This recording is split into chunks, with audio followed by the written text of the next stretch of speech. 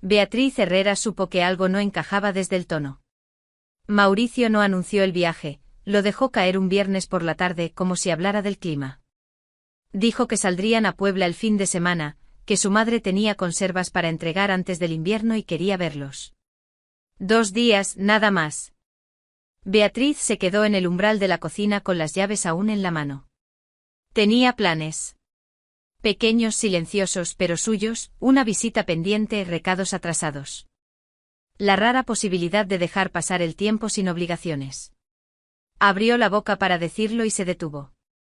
Mauricio ya la miraba con esa expresión conocida, no desafiante, no agresiva. Apenas lo suficiente para que cualquier objeción pareciera un esfuerzo inútil. Claro, respondió ella al final, si tu mamá quiere que vayamos. Y el asunto quedó cerrado. Así funcionaban muchas decisiones entre ellos, no se discutían, se asumían. Beatriz había aprendido con los años a elegir sus batallas.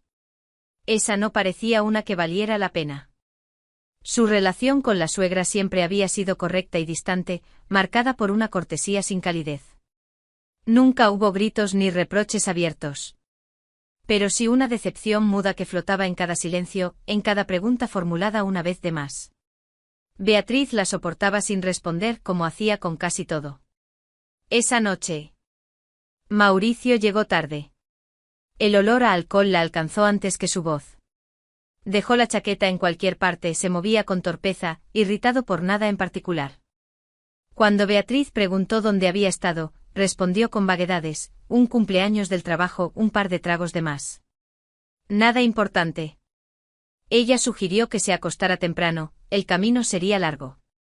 Mauricio descartó la idea con un gesto impaciente. Durmió mal. Se movió toda la noche. Y al amanecer su mal humor seguía intacto. Salieron de Ciudad de México cuando el cielo aún estaba gris. El aire era frío, cortante. Mauricio insistió en manejar. Beatriz notó la rigidez en sus hombros, la mandíbula tensa, las respuestas cortas. La carretera México-Puebla se extendía casi vacía frente a ellos. Una franja pálida entre cerros oscuros. Todo parecía normal. Demasiado normal. Sin embargo, bajo el ritmo ordinario del trayecto, Beatriz sintió una inquietud persistente. Como si algo ya se hubiera desplazado fuera de lugar. Mientras avanzaban, el silencio se volvió pesado. No era el silencio cómodo de otras veces, sino uno cargado, tenso. Beatriz miraba al frente con las manos apretadas en el regazo. Nada había ocurrido aún. Nadie había dicho nada incorrecto. Y aún así, la sensación no la abandonaba. Nada parecía grave, pero todo, de algún modo, estaba mal colocado. Mauricio insistió en manejar desde el primer momento. Como si el volante fuera una extensión natural de su control. Beatriz no discutió. Se acomodó en el asiento del copiloto y observó el paisaje apagado que se deslizaba a los lados de la carretera México-Puebla. A los pocos kilómetros. Empezó a notar las señales. No eran evidentes, no al principio. Eran detalles pequeños, casi imperceptibles si uno no estuviera atento, silencios demasiado largos. Respuestas que llegaban tarde, la mandíbula apretada sin motivo. Mauricio parpadeaba despacio como si cada pestañeo le costara más de lo normal. Beatriz lo miró de reojo. Él mantenía la vista fija al frente, pero su cuerpo parecía rígido, tenso, luchando contra algo que no decía. El motor zumbaba con un ritmo constante e hipnótico. El aire frío del amanecer se colaba por las rendijas, y el interior del auto permanecía en una quietud incómoda. Beatriz pensó en sugerir una parada para café. Pero no alcanzó a hacerlo. El primer desliz ocurrió sin aviso. El auto se acercó demasiado al acotamiento antes de corregir el rumbo con un movimiento brusco. Nada grave. Nada que no pudiera atribuirse a un descuido momentáneo. Aún así, el pulso de Beatriz se aceleró. Mauricio, dijo con cuidado, sin alzar la voz. ¿Estás bien? Él resopló. Molesto. Claro que sí. Fue nada. La carretera está rara. Volvió a ajustar el volante con fuerza innecesaria, como si el gesto bastara para cerrar el tema. Siguieron avanzando. El silencio regresó, más denso que antes. Beatriz notó cómo el parpadeo de Mauricio se hacía más lento, más pesado. Su cabeza descendió apenas un segundo y volvió a levantarse. Luego ocurrió otra vez. Esta vez, el cabeceo duró un instante de más. Beatriz no esperó a que el peligro se repitiera. Para, dijo con firmeza. Estás agotado. Yo manejo. Mauricio soltó una risa breve, irritada. No exageres. Dormí mal, eso es todo. Pero incluso mientras hablaba, sus párpados luchaban por mantenerse abiertos. Beatriz no discutió. Señaló hacia el acotamiento. Detente. Ahora. La palabra no fue un grito, pero sí una orden clara, inesperada. Mauricio la miró, sorprendido por el tono. Durante un segundo pareció dispuesto a discutir. Luego, con un suspiro cargado de fastidio, encendió las intermitentes y orilló el auto. Cambiar de lugar fue rápido y silencioso.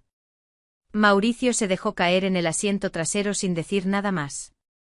Se acomodó como pudo y casi de inmediato, cerró los ojos. En cuestión de minutos. Su respiración se volvió profunda y desordenada, señal inequívoca de un sueño vencido por el cansancio. Beatriz ajustó los espejos, tomó el volante y se reincorporó a la carretera. Quedó sola al frente, plenamente despierta, con la responsabilidad pesándole en los hombros. La ruta se abría larga y desierta ante ella. Y esta vez, todo dependía de sus manos. Beatriz condujo con una atención casi rígida, consciente de cada sonido del auto y de cada línea pintada sobre el asfalto.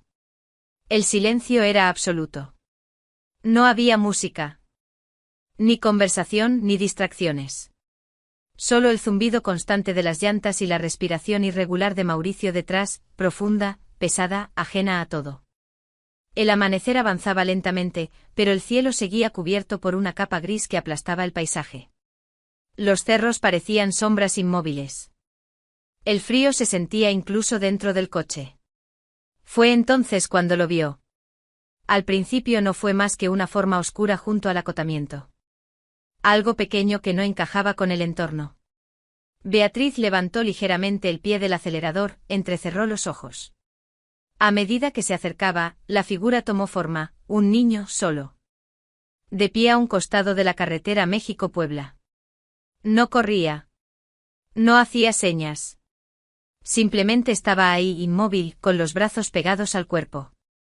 Como si el frío lo hubiera endurecido. Beatriz redujo la velocidad. El niño temblaba. Llevaba una chamarra demasiado delgada para esa hora y ese clima.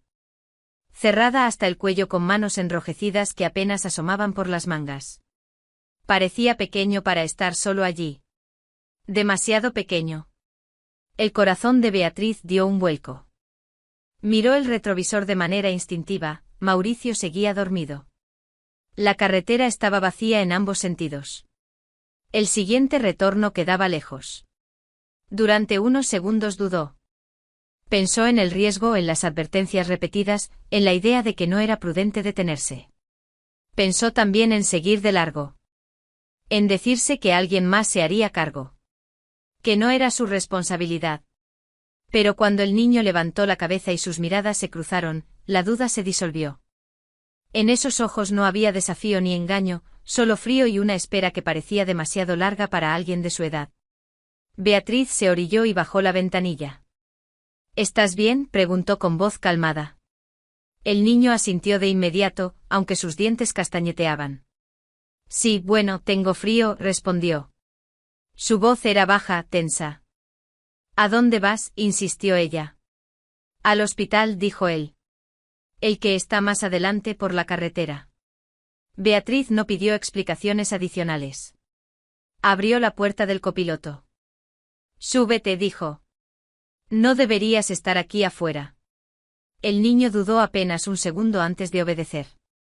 Se sentó con cuidado, cerró la puerta y soltó un suspiro largo. Como si hubiera estado conteniendo la respiración desde hacía rato. El aire caliente del auto lo envolvió de inmediato. Gracias, murmuró. No tengo dinero. No importa. Respondió Beatriz mientras retomaba el camino. Soy Beatriz, ¿cómo te llamas? El niño se acomodó en el asiento, aún temblando. Mateo, dijo. Mateo Ríos. En ese instante. Sin saber aún por qué, Beatriz comprendió que el viaje acababa de cambiar de dirección. Ya no se trataba de ella y Mauricio, ni del fin de semana en Puebla. Algo distinto había entrado en su camino. Y no iba a poder ignorarlo. Mateo se quedó quieto apenas cerró la puerta, como si temiera moverse de más. Beatriz notó el temblor persistente en sus manos, el color pálido de su rostro. La forma en que encogía los hombros dentro de una chamarra que claramente no era suficiente para el frío de la madrugada. El calor del auto empezó a surtir efecto poco a poco, pero no logró relajar del todo su postura. Permanecía erguido, con la espalda rígida y las manos juntas sobre las piernas. Gracias por detenerte, dijo en voz baja, sin mirarla del todo. Beatriz asintió y mantuvo los ojos en la carretera. ¿Vas solo al hospital?, preguntó con suavidad. Mateo dudó un segundo antes de responder. Sí. Mi abuela. Se puso muy mal esta mañana. Se la llevaron en una ambulancia. Tragó saliva. Me dijeron que la llevarían al Hospital General de Puebla. Beatriz apretó ligeramente el volante. ¿Y no hay nadie más contigo? Mateo negó con la cabeza. Solo somos ella y yo. Hubo un silencio breve, tenso. Mis papás murieron hace años, añadió. Como si supiera que la pregunta vendría. Fue un accidente. Yo era muy chico. Casi no los recuerdo. Mientras hablaba, sus ojos se desplazaban una y otra vez hacia el espejo retrovisor. Beatriz siguió la dirección de esa mirada y vio a Mauricio dormido en el asiento trasero. Ajeno a todo. Cada vez que la respiración de él se hacía más ruidosa, Mateo se tensaba, como si hubiera cometido un error al hablar. Beatriz lo notó. Pero no comentó nada. Todo va a estar bien, dijo ella finalmente.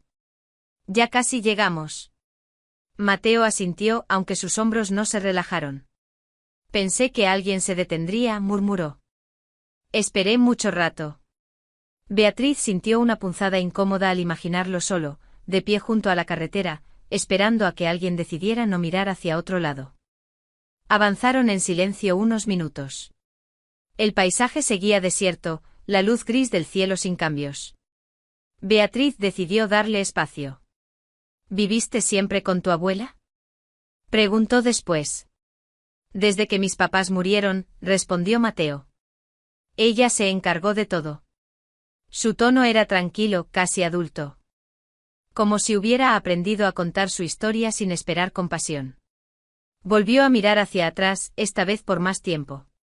¿Él trabaja por aquí?, preguntó de pronto, bajando la voz. Beatriz frunció ligeramente el ceño. Mi esposo. No. ¿Por qué? Mateo dudó. Porque se parece a un hombre que iba a nuestra casa. Beatriz sintió que algo se contraía en su pecho. ¿Qué hombre? Uno que quería comprar la casa, explicó Mateo. Hablaba de papeles, de dinero. Decía que sería más fácil para nosotros. Beatriz mantuvo la vista al frente. ¿Y tu abuela? No quería vender. Mateo respiró hondo. Él dijo que si algo le pasaba, se aseguraría de que yo estuviera bien. En un lugar con comida y camas calientes. La frase quedó suspendida en el aire. Beatriz no respondió de inmediato.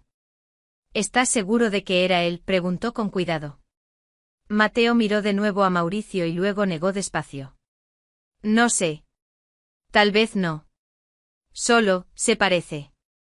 Antes de que Beatriz pudiera decir algo más, Mauricio se movió en el asiento trasero y soltó un resoplido. Mateo guardó silencio de inmediato, mirando al frente. La carretera siguió avanzando, indiferente. La coincidencia quedó sin explicación, pero ya había proyectado su primera sombra. Mauricio se despertó con un sobresalto. Como si hubiera salido a la superficie de un sueño pesado. Se frotó el rostro, parpadeó varias veces y al enfocar, se quedó rígido. Sus ojos se clavaron en el asiento del copiloto. ¿Qué es esto?, dijo con la voz aún espesa pero cargada de irritación. ¿Por qué hay un niño en el coche? Beatriz no apartó la vista del camino. Va al hospital, respondió con calma. Su abuela fue internada esta mañana. Mauricio soltó una risa breve seca. ¿Y eso qué tiene que ver con nosotros? Se incorporó un poco más, evaluando la escena como si acabara de descubrir una imprudencia imperdonable. ¿Te detuviste en plena carretera para subir a un desconocido? El niño estaba solo, dijo Beatriz, temblando de frío. Mauricio negó con la cabeza, incrédulo. Eso no es excusa. No sabes quién es ni qué historia te está contando. En el siguiente retorno lo bajas y listo. Mateo se encogió en el asiento, las manos apretadas sobre las piernas. No dijo nada. No, respondió Beatriz. La palabra salió baja, firme, sin aspereza. Mauricio la miró, sorprendido. ¿Cómo que no? No voy a dejarlo en la carretera, continuó ella. Estamos a minutos del Hospital General de Puebla. Lo voy a llevar. Mauricio apretó la mandíbula. Increíble. Siempre te tragas cualquier historia triste, ¿no piensas en las consecuencias? Beatriz mantuvo el tono sereno. Las estoy pensando. Y por eso no lo voy a bajar. El silencio que siguió fue tenso, cargado. Mauricio masculló algo entre dientes, pero no insistió. Beatriz siguió las señales hacia la salida del hospital. El edificio apareció gris y funcional, sin nada que suavizara su presencia. Entraron al estacionamiento y Beatriz apagó el motor. Vamos, dijo a Mateo. El niño dudó un instante y luego asintió. Beatriz salió con él, dejando a Mauricio dentro del auto, con los brazos cruzados y la mirada dura. En el vestíbulo el aire era cálido y olía a desinfectante. Beatriz habló con el personal, explicó la situación. Se quedó a su lado hasta que una enfermera tomó los datos y lo condujo por el pasillo. Antes de separarse, Beatriz sacó un papel y escribió su número. Se lo puso en la mano. Llámame después, dijo. Dime cómo está tu abuela. Mateo levantó la vista, sorprendido. ¿De verdad? Sí, respondió ella. No estás solo. Él asintió, apretando el papel con cuidado como si fuera algo frágil. Beatriz regresó al coche. Mauricio la esperaba con el gesto cerrado. ¿Te sientes mejor ahora?, preguntó con ironía. ¿Ya hiciste tu buena obra? Beatriz arrancó sin responder. Mientras el hospital quedaba atrás, supo que algo había cambiado. Por primera vez, no había cedido. Y esa decisión, pequeña y silenciosa, marcaba un antes y un después. Llegaron al pueblo poco antes del mediodía. Todo parecía detenido en una quietud cuidadosamente conservada, las calles limpias, las fachadas bajas, el ritmo lento que no admitía prisas. La madre de Mauricio los recibió con una cordialidad medida, preguntas breves sobre el camino. Una taza de té servida casi de inmediato. Beatriz respondió lo necesario, observando los gestos repetidos, la normalidad ensayada. No hubo referencias al hospital ni al niño. El tema no apareció como si no existiera. Al rato, sin demasiada ceremonia, la suegra sugirió ir al cementerio. Había que limpiar la tumba del padre de Mauricio antes de que el frío empeorara. Nadie se opuso. El trayecto fue corto. El aire allí era más frío, cargado de humedad y hojas secas. El crujido de la grava bajo los zapatos marcaba el paso entre hileras de lápidas gastadas por el tiempo. Beatriz caminaba a unos pasos de distancia cuando algo llamó su atención. No fue una sensación vaga, sino un golpe seco, inmediato. Se detuvo frente a una tumba doble, más nueva que las demás. El apellido grabado en la piedra la inmovilizó. Ríos. Bajó la mirada. Dos nombres. Un hombre y una mujer. Las fechas debajo coincidían exactamente, mismo día, mismo año.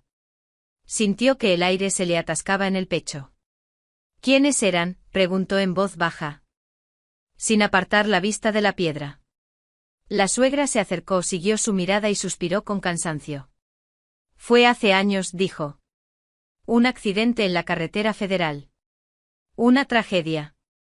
Beatriz levantó la vista. ¿Murieron juntos? Sí. Los dos en el acto. Hubo una pausa incómoda. Dejaron a un niño, según se decía. Muy pequeño. El corazón de Beatriz comenzó a latir con fuerza. ¿Qué pasó con el accidente?, insistió. La suegra bajó la voz. Se habló mucho al principio. Un coche caro. Alguien con influencias. Luego, nada. No hubo responsables. Todo se apagó. Dijo las palabras sin énfasis, como quien repite una historia vieja que ya no sorprende a nadie. Antes de que Beatriz pudiera preguntar más, Mauricio se giró bruscamente. ¿De qué están hablando?, dijo con un tono que no intentaba ocultar la molestia. Nada importante. Respondió su madre de inmediato. Cosas del pasado. Mauricio frunció el ceño. ¿Para qué remover eso ahora? Están muertos. No cambia nada. Se arrodilló frente a la tumba de su padre y comenzó a retirar hojas con movimientos bruscos, y necesariamente fuertes. Beatriz guardó silencio. Miró una vez más la tumba doble. Las fechas idénticas, el apellido grabado con firmeza. Mateo no era una coincidencia. No era un encuentro fortuito en la carretera. El pasado no estaba enterrado allí. Solo había estado esperando. Beatriz despertó con la sensación de que algo no estaba bien. Al principio creyó que era un resto del cansancio del viaje, un pensamiento sin forma. Luego distinguió la ausencia de peso a su lado. La cama estaba vacía. La casa permanecía en silencio, salvo por un murmullo bajo que llegaba desde el pasillo. Se quedó inmóvil, escuchando. La voz de Mauricio surgía entrecortada, tensa, muy distinta a la de horas antes. Lo sé, decía. Lo sé. Pero esas cosas no se quedan enterradas para siempre. Beatriz se incorporó despacio y apoyó los pies en el suelo, cuidando no hacer ruido. La puerta del cuarto estaba entreabierta. Desde allí oyó con claridad suficiente. No estoy entrando en pánico, continuó Mauricio. Solo digo que si alguien empieza a preguntar. Todo puede volver a salir. Todo. Hubo una pausa. Beatriz distinguió una voz al otro lado de la línea, firme e impaciente. Mauricio respiró hondo.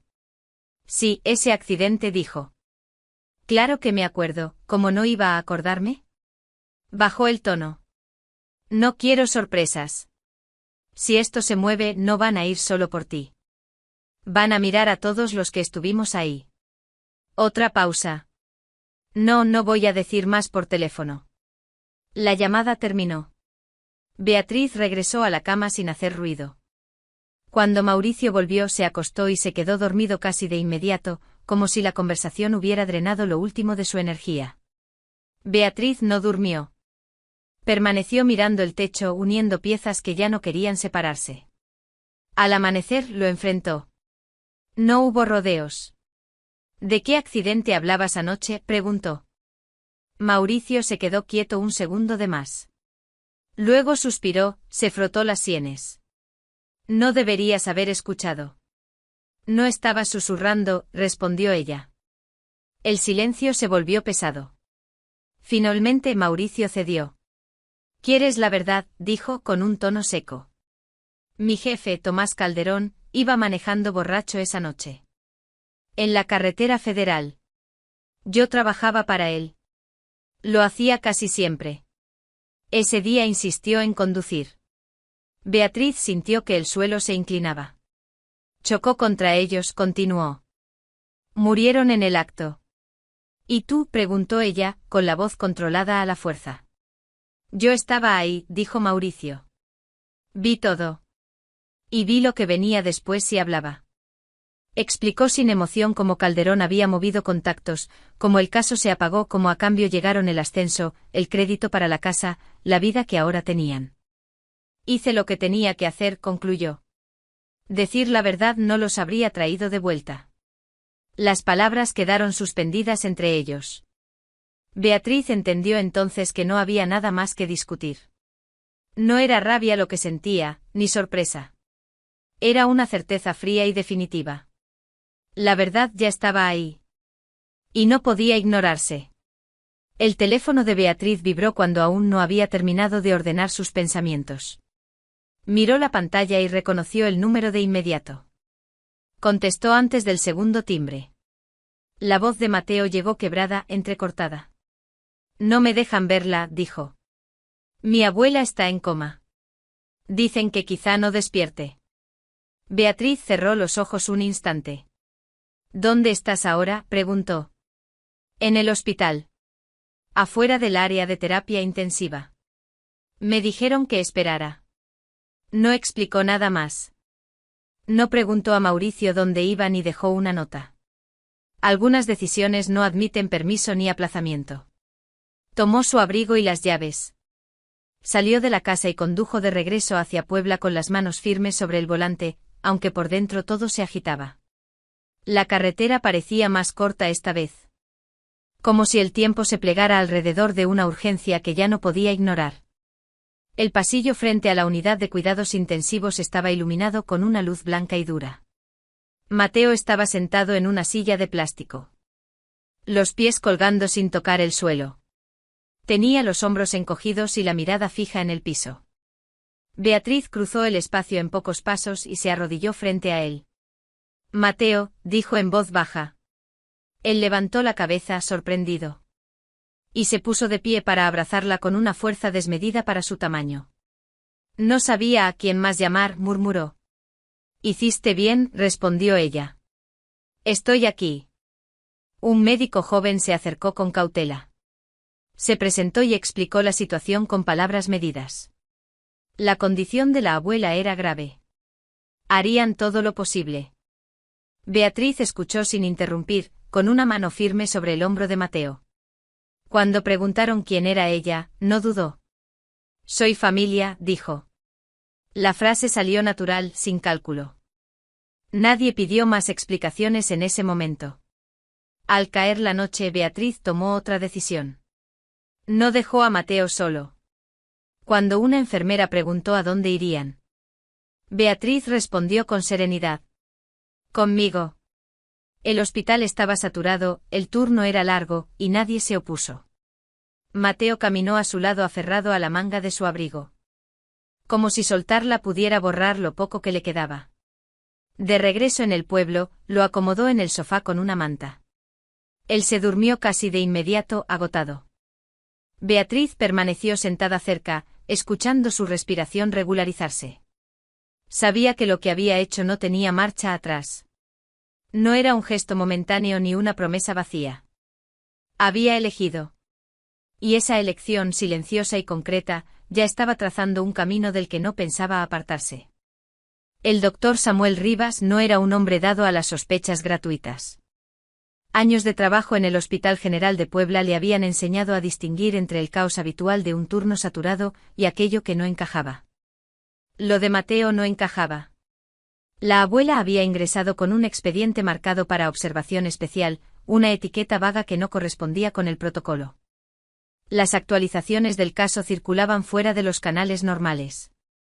Y cuando preguntó por el niño, las respuestas fueron demasiado rápidas, demasiado pulidas. Rivas comenzó con lo básico. Revisó horarios, solicitudes, firmas.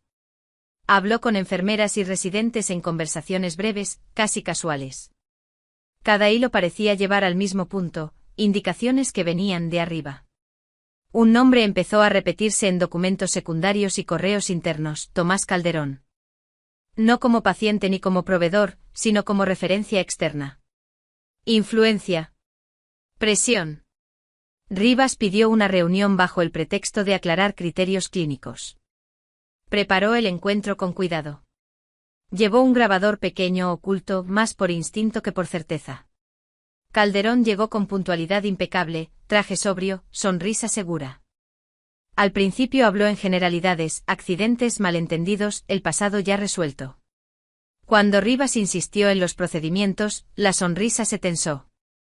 La voz de Calderón bajó un tono. Aparecieron las advertencias veladas: carreras que se estancan, decisiones que conviene no remover. Fue entonces cuando se quebró el equilibrio. En su intento por imponer control, Calderón dijo más de lo que pretendía. Habló del accidente en la carretera federal como de un asunto cerrado, de testigos bien orientados. De favores cobrados con paciencia. El grabador siguió registrándolo todo. Cuando Calderón se dio cuenta de que la conversación no avanzaba a su favor, hizo una llamada. No terminó de marcar. La puerta se abrió. La intervención fue rápida. Personal de la fiscalía entró con órdenes claras. Calderón pasó de la suficiencia al enojo en segundos. Luego al silencio. Fue esposado sin espectáculo, sin discursos. La grabación quedó asegurada. El caso antiguo se reabrió esa misma tarde. La onda expansiva alcanzó a Mauricio sin demora. Lo citaron a declarar. Salieron a la luz los beneficios que habían acompañado su silencio, el ascenso oportuno. El crédito acelerado, los pagos indirectos. No negó los hechos. Tampoco mostró arrepentimiento. Dirigió su furia hacia Beatriz, acusándola de traición. De destruir la vida que habían construido. Ella no respondió. Mientras Calderón era trasladado, Beatriz aguardaba a unos metros, con Mateo a su lado. No hubo celebración. Solo una calma extraña, contenida. La justicia no había sido un gesto simbólico ni una promesa vacía. Había llegado con nombres, pruebas y consecuencias. Completa. Y, por primera vez desde aquella mañana en la carretera, el peso que Beatriz llevaba en el pecho comenzó a aflojar. El divorcio llegó sin estruendo. No hubo escenas ni reproches públicos. Fue un trámite preciso, contenido, con papeles firmados y silencios largos. Mauricio no pidió explicaciones ni ofreció disculpas. Beatriz tampoco las buscó. Lo que los había unido ya se había roto antes, la noche en que la verdad quedó expuesta sin posibilidad de regreso. Cada uno siguió su camino con la sobriedad de quien entiende que no todo merece un cierre emotivo. La noticia del fallecimiento de la abuela de Mateo llegó pocos días después. Fue breve y directa, como suelen ser esas llamadas que no admiten rodeos. Beatriz sostuvo el teléfono con firmeza y luego se sentó junto al niño, sin palabras preparadas. Mateo lloró con un llanto silencioso, sin teatralidad. Aferrado a su abrigo como si fuera un ancla. Beatriz no intentó consolarlo con frases inútiles. Se limitó a estar ahí, a sostenerlo. A permitir que el dolor encontrara su propio ritmo. El proceso legal fue lento y meticuloso. Entrevistas, evaluaciones, documentos que parecían no terminar nunca. Beatriz respondió a todo con honestidad, sin presentarse como salvadora ni prometer lo que no podía garantizar. Dijo la verdad, que el niño no tenía a nadie más y que ella estaba dispuesta a hacerse responsable. Mateo asistió a las citas con una seriedad que sorprendía a los adultos. Escuchaba, respondía cuando se lo pedían y al final, siempre buscaba la mano de Beatriz. El doctor Samuel Rivas permaneció cerca, pero sin invadir. Al principio fue solo apoyo práctico, recomendaciones, contactos, horarios. Con el tiempo, las conversaciones se hicieron más largas, más personales. No hubo prisa. Ambos entendían que lo que se estaba construyendo requería cuidado. La confianza llegó antes que cualquier promesa. Cuando la tutela fue aprobada, no hubo celebraciones. Beatriz firmó los documentos con una calma que no había sentido en años. Mateo observó el movimiento de la pluma y soltó el aire como si hubiera estado conteniéndolo desde hacía mucho. Más adelante la adopción se formalizó con la misma discreción. Un apellido compartido. Un gesto sencillo. Un cambio profundo. La vida se reacomodó sin grandes anuncios. Hubo días difíciles, silencios incómodos. Preguntas que no siempre tenían respuesta inmediata. También hubo pequeñas victorias, una risa inesperada, una tarde tranquila. La certeza de llegar a casa y saber que alguien esperaba. Tiempo después, Beatriz y Samuel se casaron sin ceremonia ostentosa. No lo hicieron para empezar de nuevo, sino para continuar. El nacimiento de su hija llegó como una confirmación serena, no como una reparación. La llamaron Margarita, en honor a una mujer que había protegido a Mateo con todo lo que tuvo. El pasado no desapareció.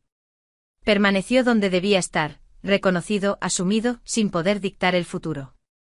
Beatriz lo entendió en los momentos más simples, al ver a Mateo dormir tranquilo o al sostener a su hija por primera vez. La justicia no devolvió lo perdido. Pero permitió algo más duradero, que el daño no se repitiera. Y para ella, eso era suficiente.